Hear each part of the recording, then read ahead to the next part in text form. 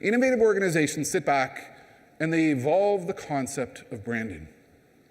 They evolve the concept of branding. Because I think what we all know is occurring right now is we're in a very unique transitional period of time in which the image of a brand is under more pressure than ever before.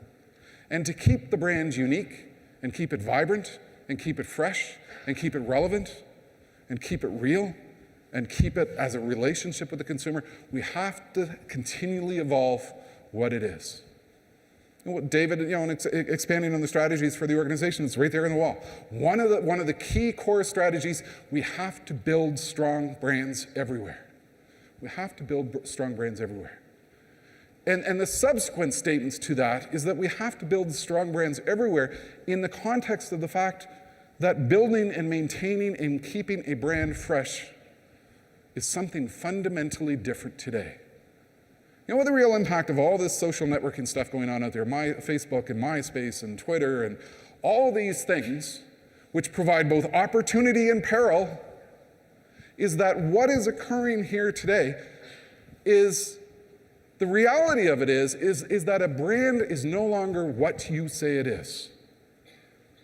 The brand is what they say it is. The brand is what the collective global social network is saying your brand is.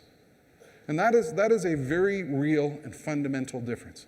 And that's probably one of the biggest challenges that you're faced with going forward in building strong brands everywhere.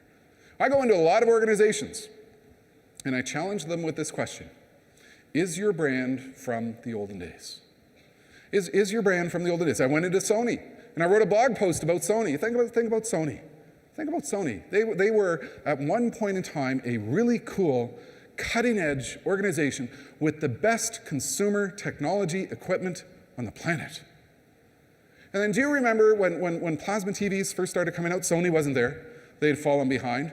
And do you remember when Sony brought out a music CD that had some malicious software on it because they were trying to fight the world of MP3s? And so suddenly we had this organization who was no longer cutting edge, but was going to war with its customers because it didn't know how to deal with this new interactive reality which was in front of it. It was commented in a multi-channel marketing magazine, and I think it states it perfectly. In some ways, brands are like people. They get stuck. They have habits that are hard to break. They don't always see their blind spots, and they lose touch with their core essence. They resist change. They become irrelevant. How do you keep your brands fresh? How do you keep them relevant?